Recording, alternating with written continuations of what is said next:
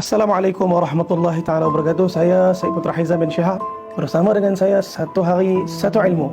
InsyaAllah, jom. Selain daripada perang Badar, apakah siri peperangan lain yang berlaku ketika bulan Ramadan? Ketika Nabi umur dah mencecah 60 lebih dah, 61 umur Nabi pada tahun ke-9 Hijrah. Pada bulan Rajab, Nabi dah bagi tahu dekat para sahabat untuk buat persiapan untuk sebuah peperangan di tempat yang sangat jauh, sekitar 690 km daripada kota Madinah. Medan perang tu nama dia Tabuk.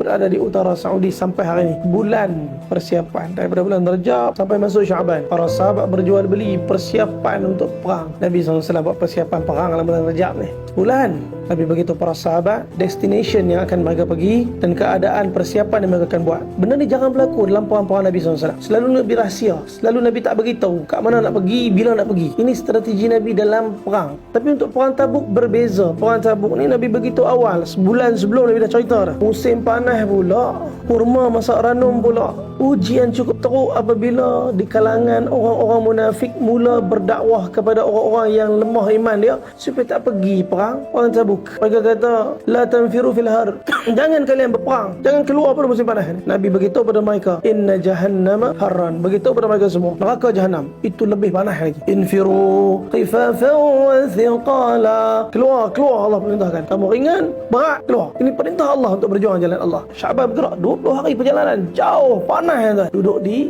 Tabuk 20 hari. Tunggu orang Rom tak datang. Sehinggalah menjelang masuk Ramadan, Nabi masih berada di medan Tabuk. Dalam bulan puasa, Nabi masih sibuk berjuang di jalan Allah Subhanahu Wa Taala. Kita ni berjuang tak makan ya. Lepas tu berjuang tak tengok benda yang haram, berjuang tak dengar benda yang haram, berjuang tak cakap benda yang haram, jaga hati daripada benda yang haram. Ibrah daripada Ramadan Nabi sallallahu alaihi wasallam ialah perjuangan. Safar jauh tuan-tuan dan bukan lama. Ramadan ni pi mai satgi lah. Raya dah. Tuan-tuan tak tahu tahun depan ada Ramadan lagi dah untuk kita. Hargai hari ni seperti mana Nabi dan para sahabat menghargai hari-hari mereka dalam ketaatan. Mudah-mudahan Allah Ta'ala beri kekuatan kepada kita di mana Nabi bergerak dalam perang Tabuk. Usia Nabi dah lebih kurang 61 tahun dah. Kita hari ni muda-muda lagi yang ada. Mudah-mudahan Allah Ta'ala beri kekuatan kepada kita mentaati perintah Allah sungguh-sungguh, insya-Allah. Alhamdulillah. Seandainya tuan-tuan perempuan sekalian rasa ilmu ini bermanfaat, jangan lupa like, komen dan share. Mudah-mudahan jadi asbab ilmu yang bermanfaat, insya-Allah. Terima kasih. Assalamualaikum.